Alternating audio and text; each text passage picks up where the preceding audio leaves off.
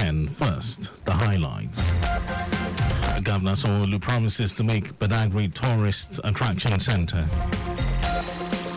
NCDC confirms deaths of 150 persons from Lassa fever. And Volunteering United States restricts travel for employees in Israel amid fears of Iran attack. And in sports, Pelicans defeat Kings to secure National Basketball Association playoff spot. And now the details. I am Mike James. Lagos State Governor Babajide Sanwo-Olu says his administration will make Lagos, especially Badagry axis of the state, a tourist attraction. Governor Sanwo-Olu stated this after his visit to some historical sites in Badagry, Lagos West Senatorial District of the state, accompanied by some of his cabinet members and lawmakers in the state. I'm very impressed because it's actually wearing, a more cleaner road, walking by road from Lagos, from all the way from Lagos Island, where we all work together. And you could see that it took us just about an hour, 15 minutes from Lagos all the way driving here back to Badagry. So these are journeys that either will take 3 hours, 3.5 hours. We've experienced it ourselves, and in 1 hour, 15 minutes we're in Badagry. These sites include the Badagry Slave Markets, Museum International, Vleket Shrine, Badagry Enslavement Gallery, Badagry Heritage Museum, first-story building built in 1842, and the state government Charlotte, among others. Our correspondent Adjola Akindele reports that Governor Sanwo-Olu also took a boat ride to the point of no return, where slaves were taken to different parts of the world. Lagos State Governor Babajide Sanwo-Olu has vowed to ensure that the fiscal planning law of the state is fully activated to ensure complete audit of the immediate and remote cause of the fire inferno at Dosumu Market on Lagos Island and appropriate sanctions meted. Governor Sanwo-Olu, who spoke with journalists after an assessment of the fire incident scene, which had engulfed 14 buildings, said more houses will be demolished as the state government will not tolerate disobedience to its fiscal planning laws and continued exposure of its citizens to avoidable danger. The governor, who engaged the stakeholders and victims of the fire incident, assured them of his administration's commitment to comfort them for their losses. Thankfully, no lives have been lost, but you can see the amount of property that have been wasted. You can see the amount of people's assets, collateral damages that have been wasted. So this is a call to others outside there. Government will not shy away from its responsibility. We will come really hard. And when we put it, we will come really, really hard on structures, on properties that will not conform with our rules. We will bring them down. Our correspondent Adjola Akindele reports that Governor Sanwo-Olu decried the way and manner residential infrastructure in the axis had been converted to commercial operations. Meanwhile, trading activities remain suspended till further notice. Lagos State government has appealed to all drivers, particularly those navigating the newly rehabilitated Third Mainland Bridge, to adhere to designated speed limit of 80 km per hour. This appeal comes in the wake of a tragic accident on the Third Mainland Bridge, which resulted in 2 passengers being plunged into the lagoon. Commissioner for Transportation Oluwaseun Oshiemi emphasized that such compliance will not only ensure personal safety but also protect other road users. Oshiemi encouraged passengers to promptly report drivers who persist in flouting essential guidelines to the nearest Lagos State Traffic Management Authority LASMA outpost or contact the following hotlines: 090-2000-9000 or 090-2000-4000. And moving on, the federal government has given stakeholders to be affected by the Lagos-Calabar Coastal Highway project a 7-day ultimatum from Thursday next week to relocate from the right-of-way. The Minister of Works, David Umahi, announced the extension of ultimatum at the stakeholders' engagement in Victoria Island. Umahi promised that compensation would be paid within a 30 days timeline to be decided by an expansive committee of the stakeholders comprising political class, traditional rulers, women, and other categories of affected property owners. He stressed that magnanimity will be considered for incomplete title holders, but no compensation for occupants of shanties. We have taken certain critical decisions. We have compelled the gazetted route, and then we've compelled it with the realigned route. And then the chain is as strong as the weakest link. Which area is the side of least resistance? The coast belongs to the federal government by reason of the act of the federal government and the latest Supreme Court judgment that says from the shoreline to 250 meters backwards belongs to the federal government.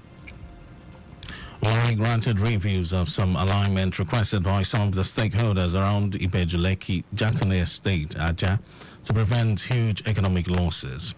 The minister noted that the project will be a national asset, coming at a time the country needs foreign direct investment to regrow the economy. Our correspondent Abiola Fagbolago reports that the forum attracted prominent traditional rulers, the political class, and other stakeholders in Etiosa and Ibejuleki council areas. And now to the rest of the stories. The Nigeria Center for Disease Control and Prevention, NCDC, has confirmed the death of 150 persons from Lassa fever between January and March 2024 in 125 local government areas in 27 states of the Federation. The agency confirmed that the National Lassa Fever Multi-Partner Multi-Sectoral Incident Management System has been activated to coordinate response at all levels at the Emergency Operations Center, EOC. It noted that no new healthcare worker was affected in the reporting week 13. The Nigerian Air Force has bombed 3 terrorist camps in Zamfara, eliminating several insurgents, according to NAF spokesman Edward Gapquet. The operation was conducted by the air component of operations Hadarin Daji. Gapquet said the camps destroyed belong to terrorist kingpins Abdullahi Nasanda and Zumi Malam Tukor in Gusau and another in the Maridun local government areas of Zamfara state. He said intelligence, surveillance and reconnaissance missions were conducted on Nasanda's camp, where terrorist activities were cited and the hidden motorcycles.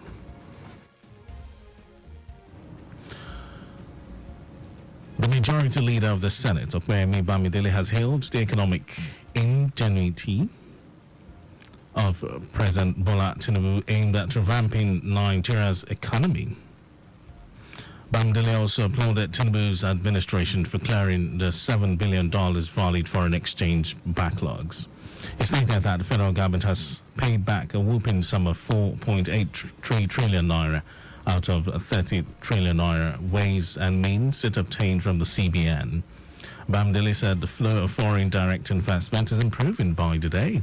He added that the National Assembly is committed to providing much-needed parliamentary buffers that always support key public institutions to efficiently discharge their mandates, consistent with the provisions of the Constitution of the Federal Republic of Nigeria, 1999.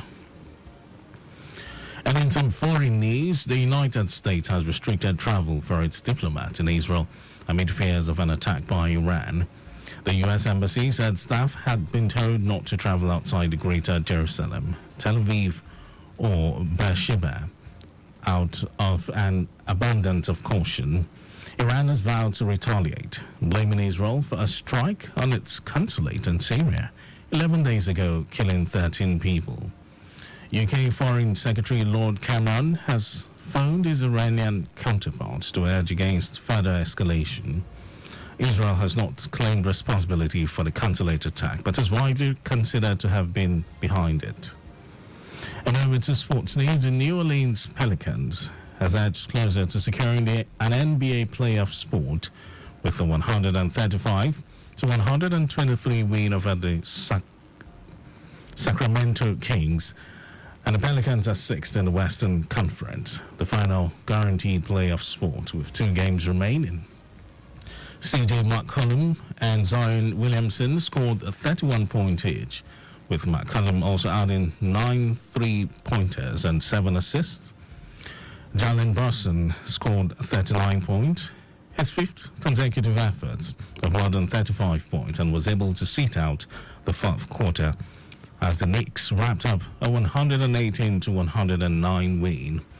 Josh Hart also started with 16 points and 16 rebounds, and Isaiah Hattinson added 11 points, 13 rebounds and 6 assists.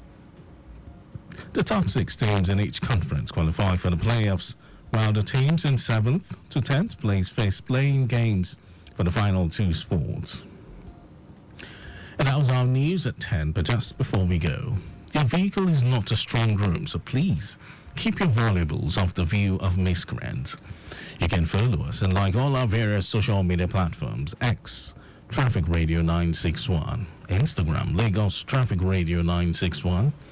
Subscribe and watch our news and programs live on YouTube, Traffic Radio 961. You can also visit our website, www.trafficradio961.ng.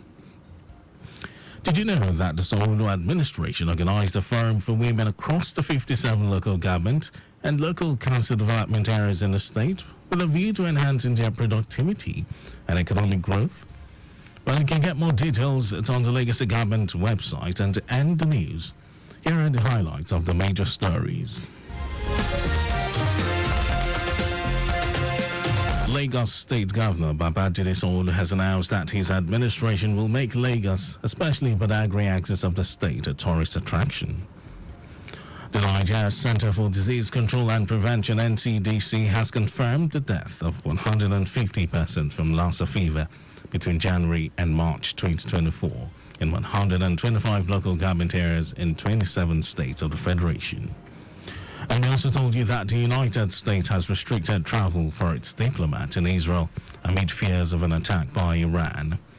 And then in sports, the New Orleans Pelicans has edged closer to securing an NBA playoff spot with a 135-123 win over the Sacramento Kings. For contact with the newsroom, send a message to info@trafficradio961.ng. That ends the news broadcast. It was compiled by Zainab Adebeshi. Thank you for listening. My name is Mike James. Stick around Lagos at 10:15. We shall begin the benchmark.